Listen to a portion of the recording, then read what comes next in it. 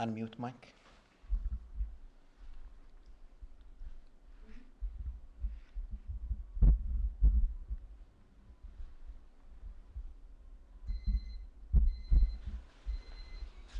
The truth in America.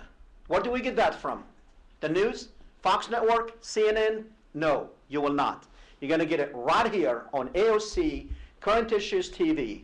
That's the only place that's going to tell you the truth the way it is. Thursday nights, 8 p.m. Central Time, that is. In New York, it'll be 9 o'clock. On the West Coast, it will be 6 o'clock. The truth right here on AOC with me, Hesham Tillawi. Isn't that right? Yeah, that's right. All right.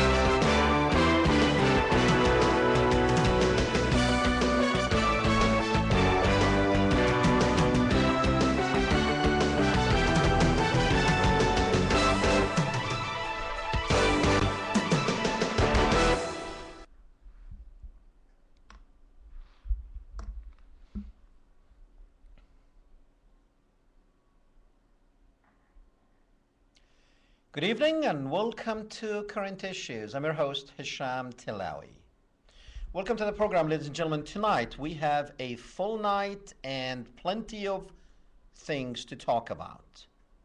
The main thing we're going to talk about is, of course, the AIPAC conference, the American Israel Public Affairs Committee.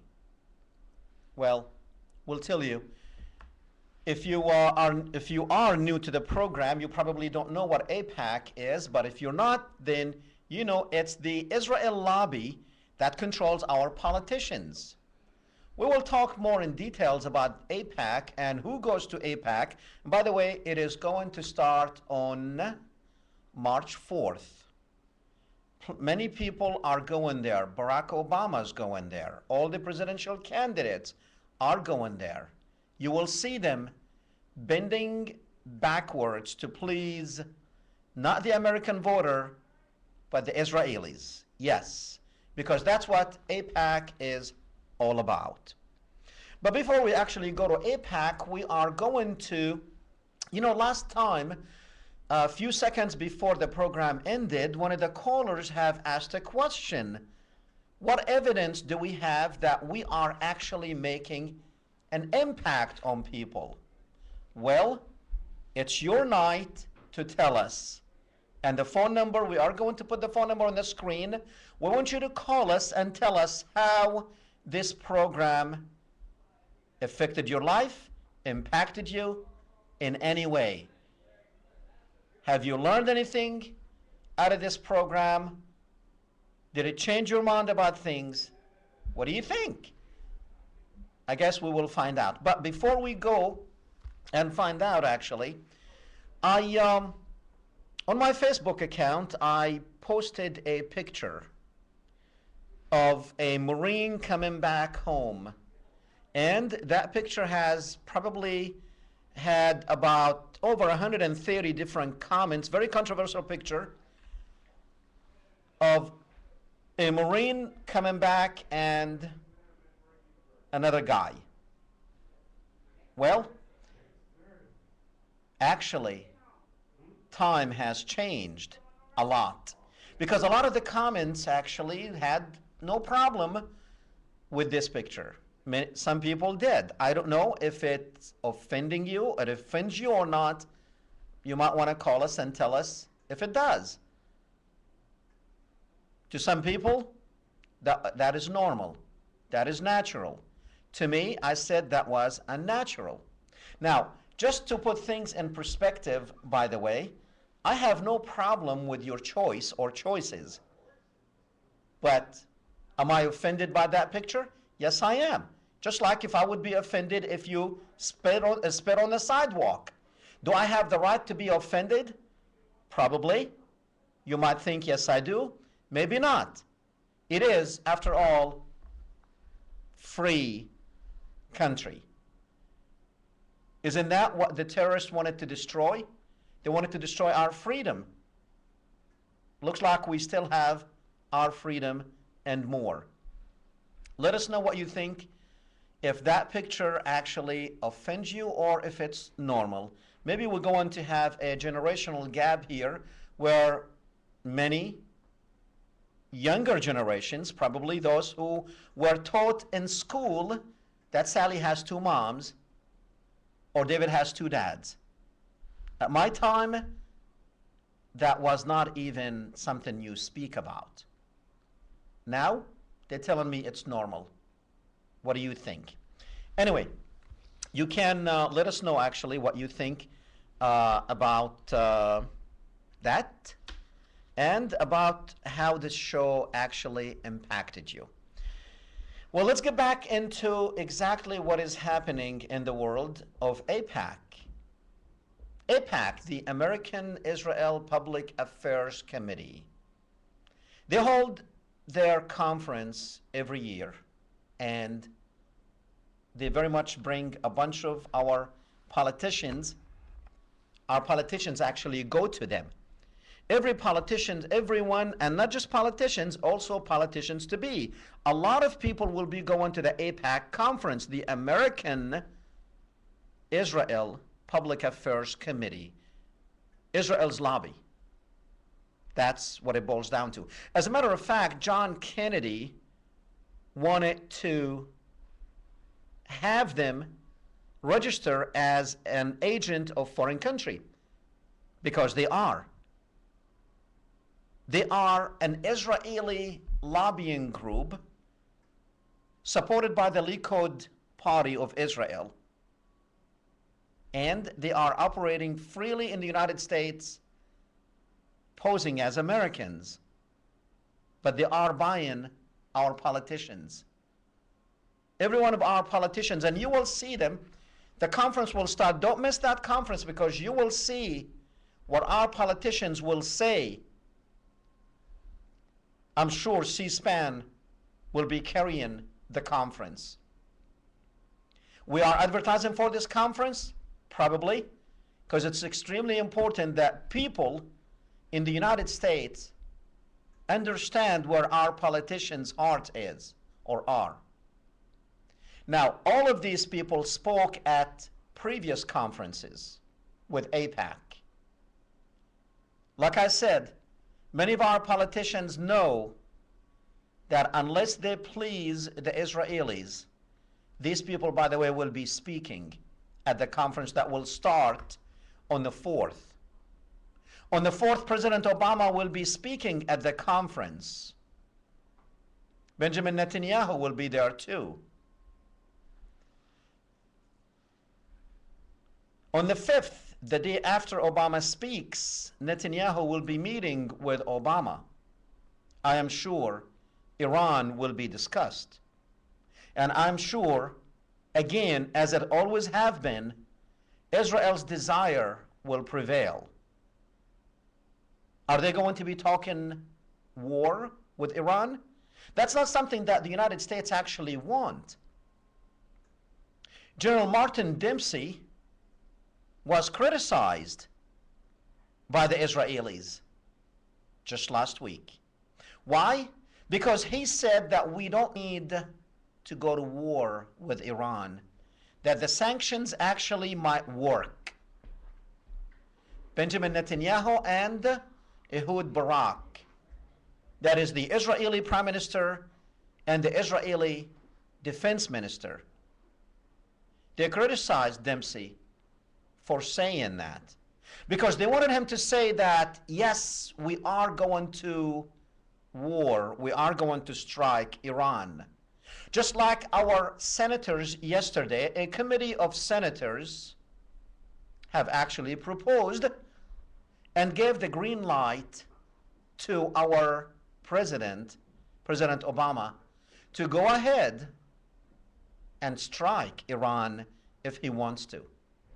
So that's basically what this country is all about. It is with the desire of the Zionist state of Israel what they want. They want us to go to war. They want us to go and destroy Iraq. We did. They wanted us to actually go and break up the countries around it. We are. And then we come back over here. We celebrate the Marines. We celebrate our boys and girls coming back. And we make speeches.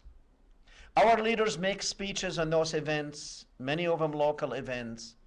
And they will say, they will tell parents who lost their sons and daughters that your sons died to keep us free. Is that what they died for? Is that what they died for? Or is that programming you to accept the fact that when we are out there killing people for Israel, destroying people for Israel, that we are actually defending our freedom? And somehow you believe them. As a matter of fact, the media, if Barack Obama were to go to war against Iran, the majority in the country will say yes. Just as the majority in the country said yes when Bush the son went and destroyed Iraq. Because the media programmed you to actually accept that.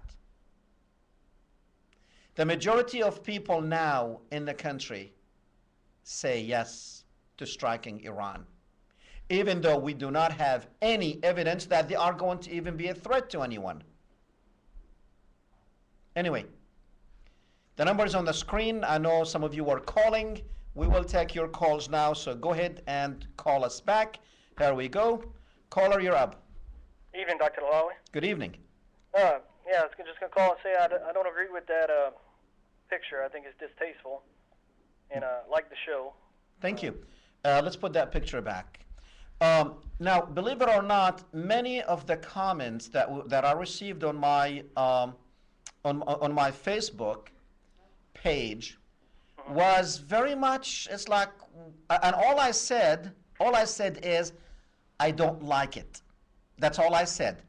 And people started calling me racist, which I don't know where they come up with racist if I don't like to see people doing that in public. Now, I don't care what people want to do in their homes. Right. I don't care what they want to do and with whom or with what. But don't throw it in my face. And if I say I don't like it, don't come criticizing me because I said I don't like it. No, I understand. I don't see why people don't have the right to not like something just because other people think they like it. You've been watching the program long? A couple of years, I think. A couple of years. You know, a caller last time, he said how did the program impact people? Can you tell us a little bit how the program maybe impacted the way you look at things? It just helped me keep on going with my beliefs and not fall into the mass media haze, because I listen to the show and I do research, and the show is very informative and educational. Very good. Appreciate it. And about AIPAC, I wanted to ask you something about Barack Obama. Sure. If I'll have friends and family that say he's a Muslim, but would a Muslim really be that nice to AIPAC?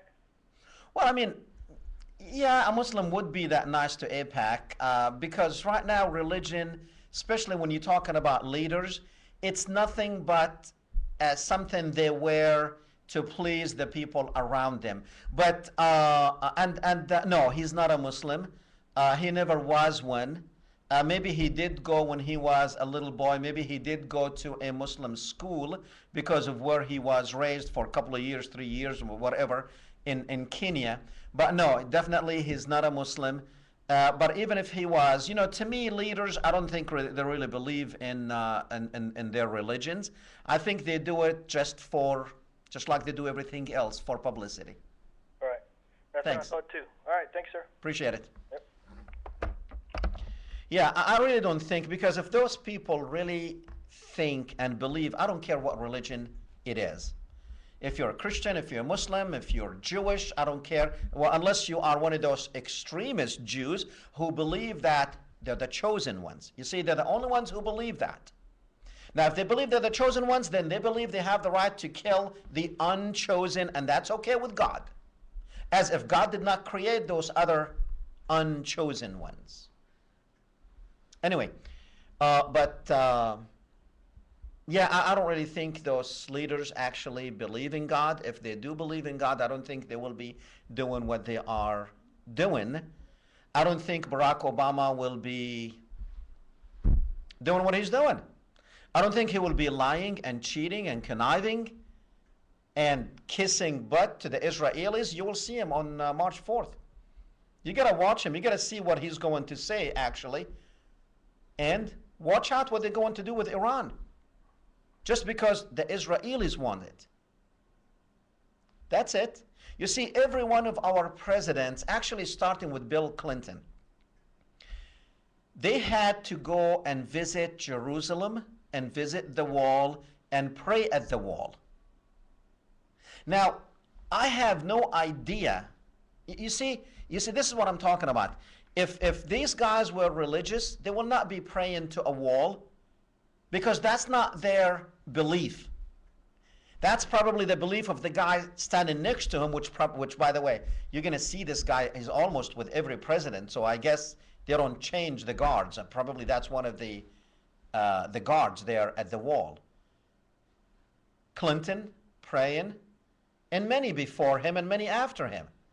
George Bush, Obama, McCain. And by the way, McCain, you'll see the guy behind him, that's Joe Lieberman. Basically, this guy is not just Jewish, he's more of an Israeli. And then Barack Obama, but you know, Barack Obama, he went to pray, and instead he got me in the wall. Well, tough. What can I say? You know, he came to pray for Hashem, which is the word for God in the Hebrew religion. Instead, he got Hesham. Well, what can I say? Mysteriously. Mrs. Bush, I wonder what she was thinking. It's like, do we really have to do, or the things we do? Yeah, that's more of a comment that was going through her head. The things we do to be in the White House. A lot. And that's what most of our politicians do. You know, we've shown you even, what's his name? Herman Cain, who actually wanted to be a president. The first thing he did is he went over there. He wore the skull cap and he went to the wall. His prayer did not, I guess Hashem did not answer his prayer. Because not long after that Israel trip, he was out. You see, that's the thing they do. And it will be done in this country as it always have been done. With only one exception. They have always manipulated our political system. They have always owned our Congress. Because the Senate resolution that I'm talking about, which was a couple of days ago, that gave the green light to Barack Obama to actually strike Iran. Yes, our senators. They gave Barack Obama a resolution that it's okay actually to strike Iran. Their children are not in the army. They don't care. They just want it to be in a congressional office, in a Senate office. So it doesn't matter if we go in and we destroy, we kill millions of people. It's okay, as long as Israel wants it. They have always controlled, and that's actually Nixon talked about it with Billy Graham. Nixon actually told Billy Graham, he told him, they control everything. He said, I know.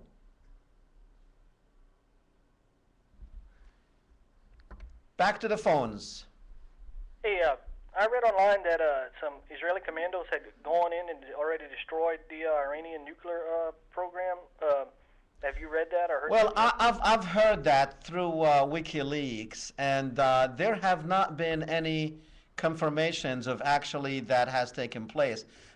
If it has, now they do have some Mossad teams in Iran stirring up trouble for the Iranians. That is, and we've talked about this in previous shows, especially using the Mujahideen Khalq, which is a communist organization that the Mossad actually is supporting financially. I did read through WikiLeaks that they have destroyed some of these plants, nuclear plants. But if that was the case, I think we would have heard about it from other sources. And I believe the Israelis would not want to leave that hidden. And I really think that's not what the Israelis want to do. What the Israelis want to do, they want to hit Iran, and they wanted the whole world to know that they are the ones who did it. See, they really don't want the Americans to do it. The Israelis wanted to do it themselves, so Israel can be on the world stage as a superpower. That's their chance to actually be a superpower. But I've read the same reports. There's no confirmation from anybody else except WikiLeaks. All right, thank you. Thank you. Okay.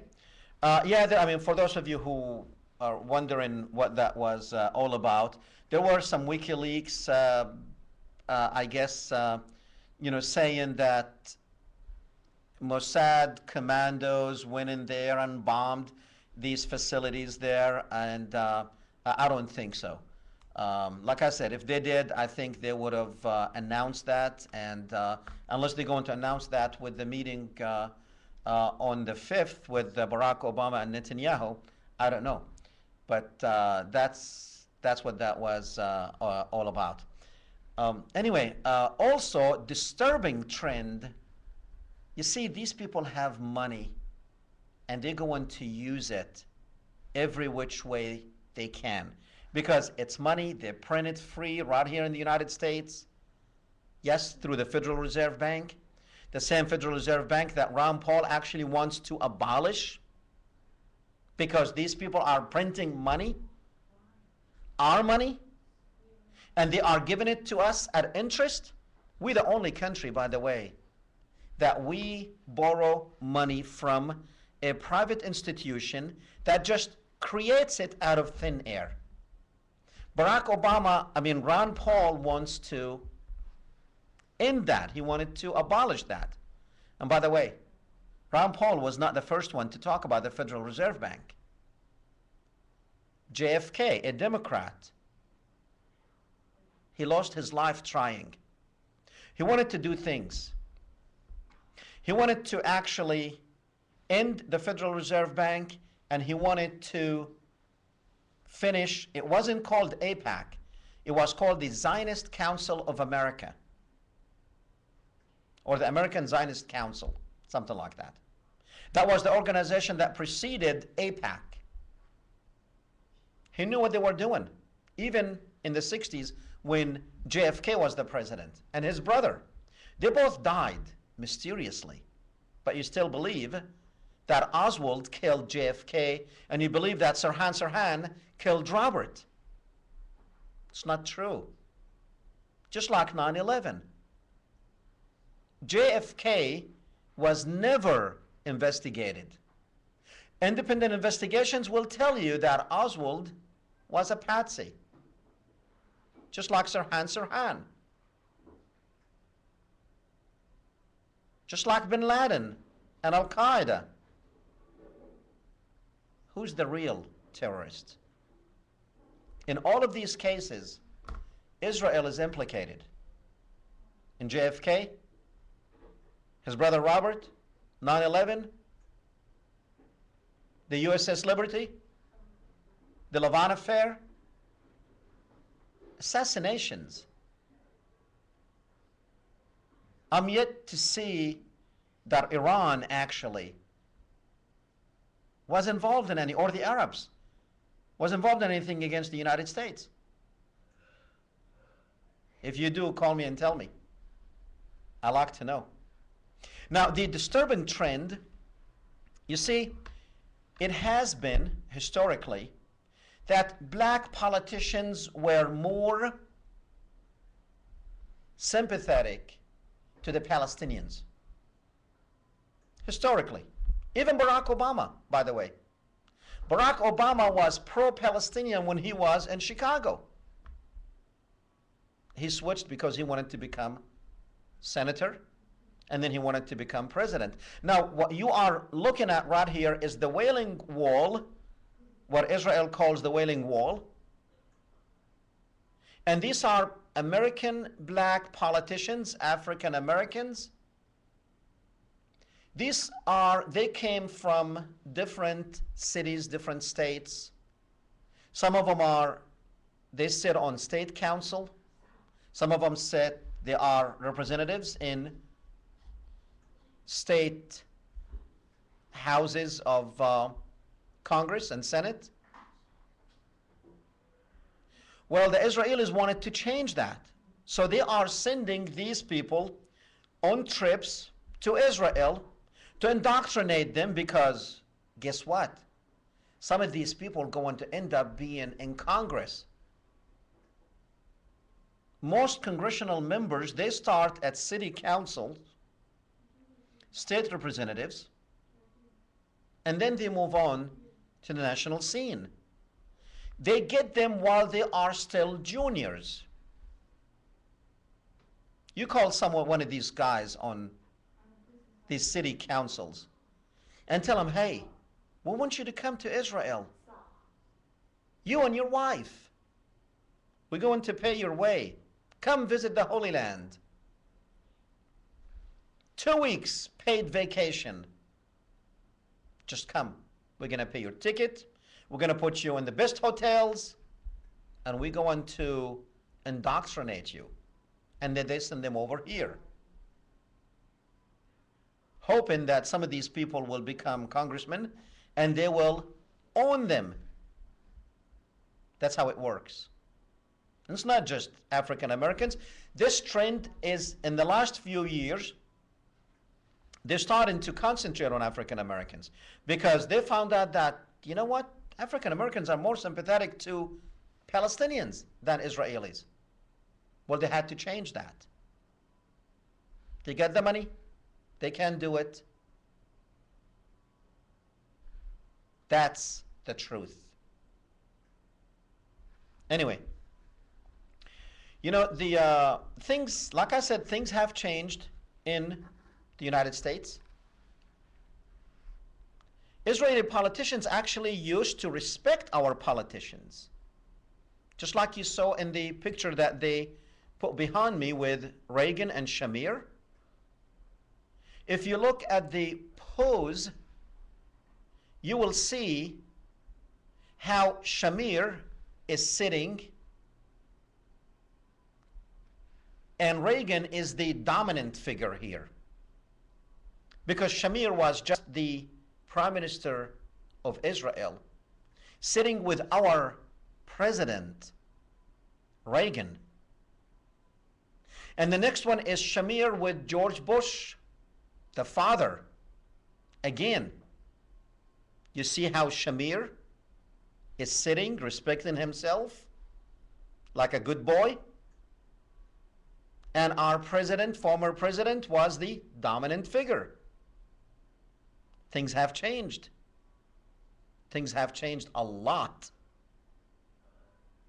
Now you do remember this picture not long ago. That is when Barack Obama actually said that he is for the Palestinians having a state on the 1967 borders. That's when Ehud Benjamin Netanyahu put his finger in his face and said, no, you're not. And I'm going to show you. The next day, Benjamin Netanyahu went to our house in a joint session of Congress our representatives, our senators, they gave Benjamin Netanyahu a standing ovations 52 times. After that, Barack Obama changed his mind. These people come and they very much now, because they are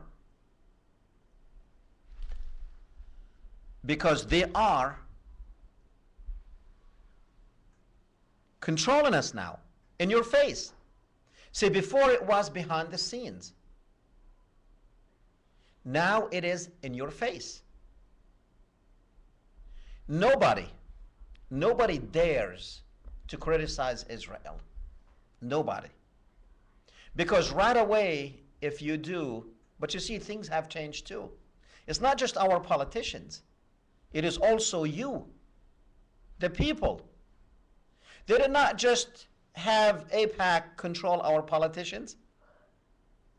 They also influence the way you think in your churches. They influence the way you think at schools.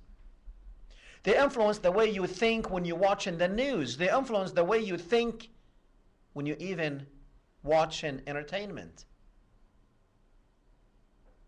Movies. TV shows. They're always there to plant in your head that they are good.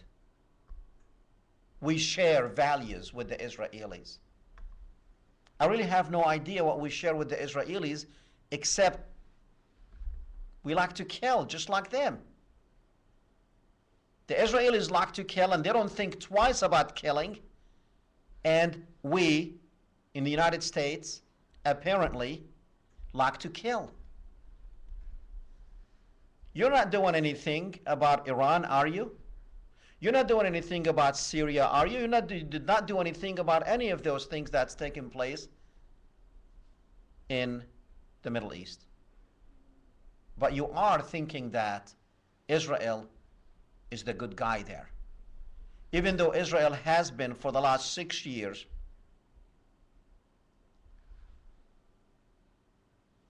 controlling the lives of more than 6 million Palestinians.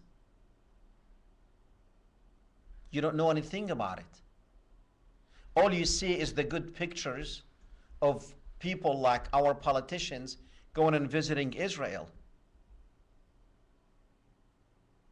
The media does not show you exactly what is going on. And now they expect you to actually say yes to going and hitting Iran. Why? Because they're bad. Tell you what, we're going to play a little clip with the Brookings Institute, someone named Suzanne Maloney. She's talking about Iran. Let's play that and see how they started to actually bring these talking heads into your living room, just like they did with Iraq. So you're not gonna think twice. Now, by the way, don't think Barack Obama is gonna tell you that he's gonna hit Iran.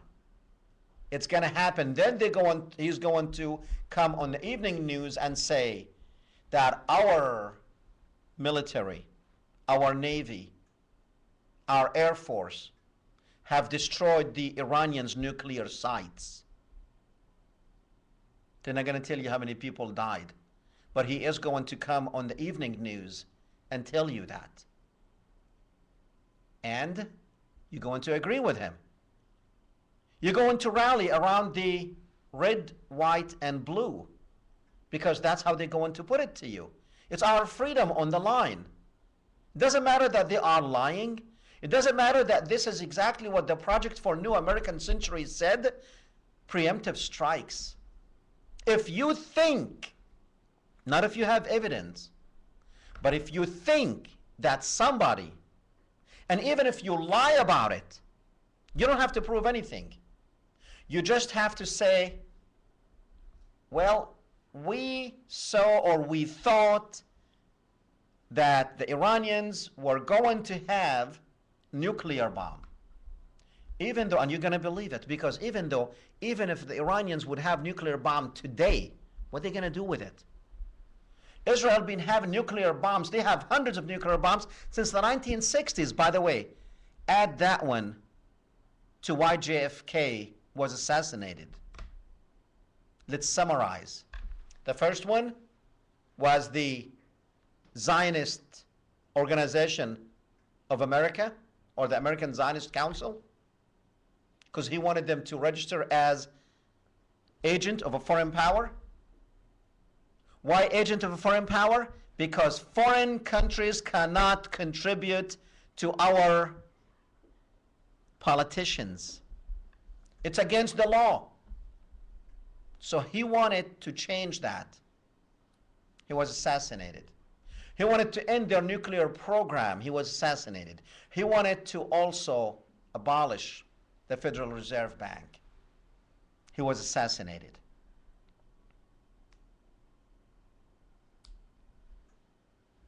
Let's play the video.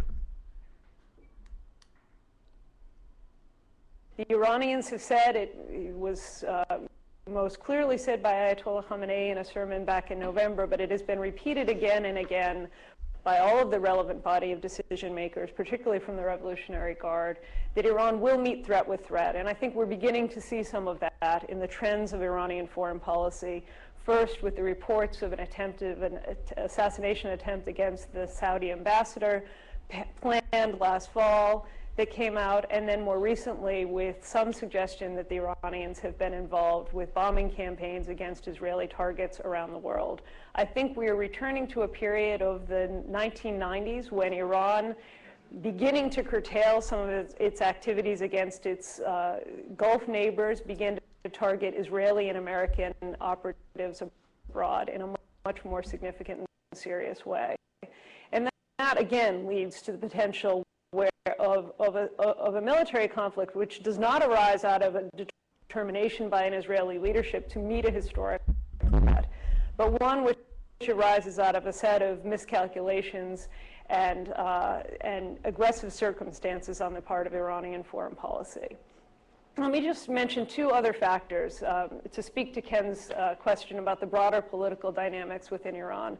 And one is sanctions. We are in a set of circumstances in which Iran is under the most severe sanctions of its 33-year history, a 33-year history in which the country has been persistently the subject of sanctions. We've never seen anything like the sanctions that are in place today in terms of both the international coalition as well as the reach of those sanctions in impacting Iran's ability to do business, as well as the direct implications for the Iranian population.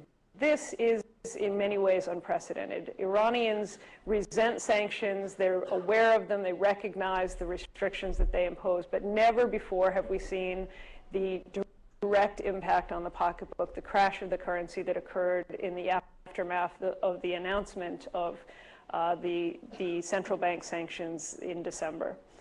And that is clearly influencing, I think, the sense of the regime's ability to manage the situation. To the extent that they see sanctions as a survivable impediment, something that they can withstand through evasion, through mitigation, and through their well-honed networks of avoiding the impact of sanctions, then I think it contributes to this aggressiveness, to this. If we see that sanctions are really beginning to impact the domestic stability of the country, then I think that you're going to see an Iranian regime which is both more dangerous but also potentially more constrained, because they will be more inward focused and more attentive to the regime stability concerns. The Iranians have said... Okay. Well, if you notice, she said, you know, all this talk about Iran, this is to basically put you in a state of mind to accept that the Iranians are aggressive, that they are bombing. You see, if you notice, she said the attempted assassination of the Saudi ambassador, that was proven to be a hoax. But she mentioned it. You did not know that it was proven to be a hoax. And then, this is what she said, and they always say that. Some say, some suggest, And that's exactly what she said. But you did not think about it, as some suggested that they were responsible for some bombings at Israeli embassies in Spain and elsewhere. Some suggested. And then you go on with, some suggested, but you did not really calculate that in your head. You calculated, and the image that you saw is an Iranian government that is actually going to go into terrorism and a threat to the world, threat to Israel. But she said something even more dangerous. You probably did not catch that. She said now, see, they have sanctions. She said if the sanctions start working, then the regime is going to actually go inward and start being more aggressive. So it doesn't matter. It doesn't matter if they go along with the sanctions or not. That means we have to go in and change the regime. So it doesn't matter if they stop doing what they're doing now. It doesn't matter if if the sanctions are working. As a matter of fact, what she's trying to say, that even if the sanctions worked, then we're going to have a more of a dangerous regime in Iran. Which means either way, that regime has to go. That's what she said. Anyway, the drum of war, we are started to hear, and unfortunately you will fall. You're not immune. This is the thing, is you are not immune of what they're doing. Has the government ever lied to us? Well, of course they have. As a matter of fact, they have been for a long time. This is not something new. The CIA itself has agents in the news media, print and television. And this is not something new. They will have writers actually write news stories and bring those news stories into the United States through the wire service to impact and influence the way you think. We're going to play a little clip from the 1970s just to show you how the CIA was then and now influencing the way you think through the media. Play it. I thought that it was a matter of real concern that planted stories intended to serve a national purpose abroad came home and were circulated here and believed here, because this would mean that the CIA could manipulate the news in the United States by channeling it through some foreign country. And we're looking at that very carefully. Do you have any people being paid by the CIA who are contributing to a major circulation American journal? We do have people who submit pieces to two American journals. Do you have any people paid by the CIA who are working for television networks? This, I think, gets into the kind of getting into the details, Mr. Chairman, that I'd like to get into in executive session. At CBS, we had been contacted by the CIA. As a matter of fact, by the time I became the head of the whole News and Public Affairs operation in 1954, ships had been established, and I was told about them and asked if I'd carry on with them. We have quite a lot of detailed information, and we will evaluate it, and we will include any evidence of wrongdoing or any evidence of impropriety in our final report and make recommendations. Do you have any people being paid by the CIA who are contributing to the national news services, AP and UPI? Well, again, I think we're getting into the kind of detail, Mr. Chairman, that I'd prefer to handle in executive session. Senator. Okay. Now, if the answer was no, he would have said, no, we don't have. Now, his first question was, does the CIA have people who are involved in the circulation? See, remember, that was in the 70s. We only had basically three national networks, ABC, CBS, and NBC, with major circulations of newspapers, New York Times, LA Times, whatever. He asked them, do you have anybody who actually was involved or paid by you to submit stories on to these major circulations? He said, yes, we do. Then he asked him, do you have anyone who is paid by you working on television, major networks? His answer was, we need to go into executive session. That means yes. Because if it was no, he would have said no.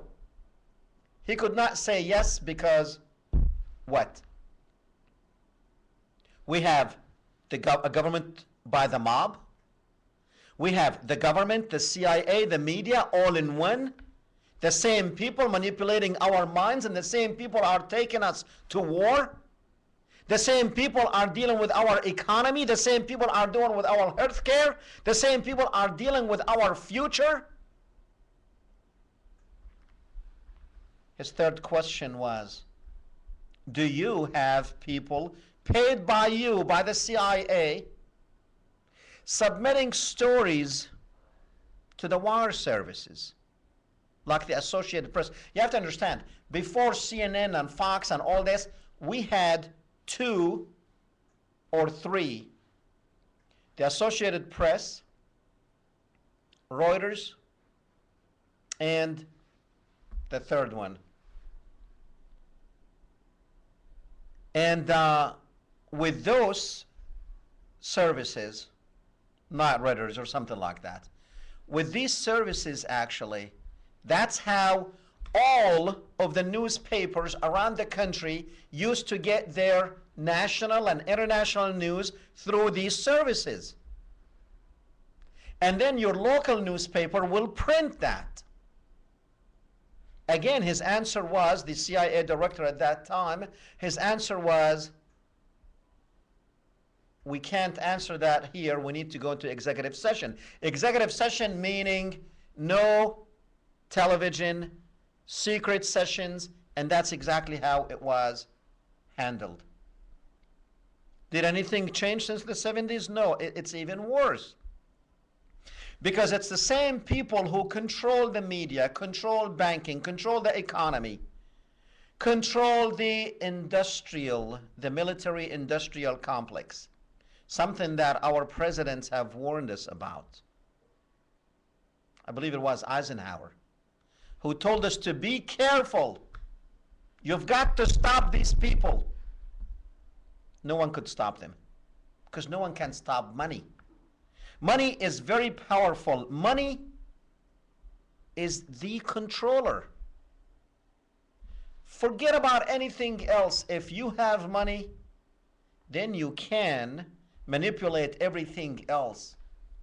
You can manipulate the politicians, the media, the newspapers, you, the people, churches, in your wherever you are. Even on the football field, money talks. But that's not how it's supposed to be. whatever you want to call it. You want to call it a republic? It's not supposed to happen that way. You're supposed to be in the driving seat. The people, the citizens of this country were supposed to be in the driving seat. But how can you be in the driving seat if our own government manipulates our own minds? How? How are you going to be an educated citizen? Something that Eisenhower actually told us. He said, you've got to have an educated citizens. How are you going to be educated citizens when you are listening to Fox Network, Sean Hannity, when now the polls are saying that if we are to go and hit Iran, it will be okay with the majority of people in the United States. How do you think the majority of people in the United States have gotten to that state of mind? The same way you had gotten in that state of mind in 2003 before we went and attacked Iraq. So the same way you are getting in it, the same way they're playing on your fears. That, oh yeah, you know, they show you because they look different. These people are darker than you. These people speak different than you. These people worship different than you, even though they worship the same God, but you don't agree with that. Why? Because the media told you, oh, they worship Allah and you worship God. As if Allah and God, two different things. Anyway, we have a very last clip for you here. We only have a couple of minutes left, but let's go ahead and tell you about Sean Stone, the son of Oliver Stone. Play. Of course, that's not likely to quiet the drums of war. Israel has threatened to launch a preemptive strike against Tehran's nuclear facilities, a position that seems to have wide support here in the U.S. Congress. And it's also an issue that's likely to dominate the agenda next week in Washington, when the Israeli Prime Minister is scheduled to meet with President Obama, right after AIPAC, the powerful pro-Israel lobby, holds its annual policy conference.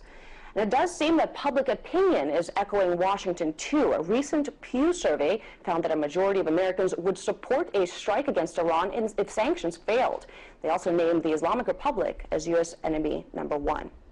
However, that is not a view shared by my next guest. 27-year-old Sean Stone is the son of director Oliver Stone, and he made headlines recently over reports that he's converted to Islam. He was in the country earlier this month and joins me now to explain why. Sean, thank you so much for being here on the program. Now, you've been getting a lot of criticism for all this, and considering the rhetoric coming out of Washington, some would say you're essentially palling around with the enemy. What's your motivation here?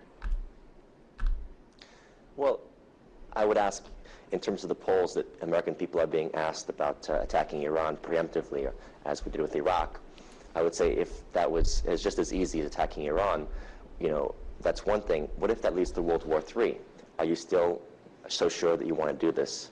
And this is my ultimate point, is to prevent or stop what I think is we are walking into World War III at the moment, between Syria being destabilized and Iran on its border being threatened by Israel and America. To me, we're in a very dangerous time, and we don't recognize what the consequences will be not only regionally, but to the world, because Russia has stated that they do not want to see the overthrow of the Syrian regime or the Iranian regime, because these are countries in its backyard and basically on its border across the Caspian Sea.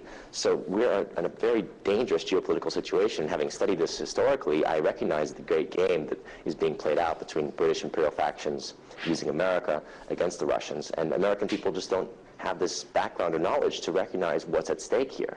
And the thing is, though, we're talking about background and knowledge and what's at stake here, but the rhetoric that's coming out from our own politicians that we as Americans elected into office does not seem to support what you're saying. It seems to support the idea that Iran is a giant threat. How do you account for that? Well, I account for it from the fact that we have no diplomacy engaging with these people. In America, we don't really understand that, for example, the president Ahmadinejad, who I'm being alleged as being a defendant of his. I'm not trying to defend him. He's not on trial, but he's not the military commander of that country. I mean, he is. He has to, basically answer to the supreme leader, to his parliament. He cannot single-handedly pull a nuke. The fact, to my mind, is this: what's happening is we are now in a state of martial law and war globally. I was told back in December by a very close friend of mine who knows a former presidential candidate. I won't disclose who that is.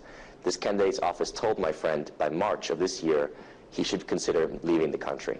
And I didn't understand. I understood why, because of the NDAA, but I didn't realize that NDAA, National Defense Authorization Act, actually comes into effect tomorrow. Now, this act that Obama has called for and signed.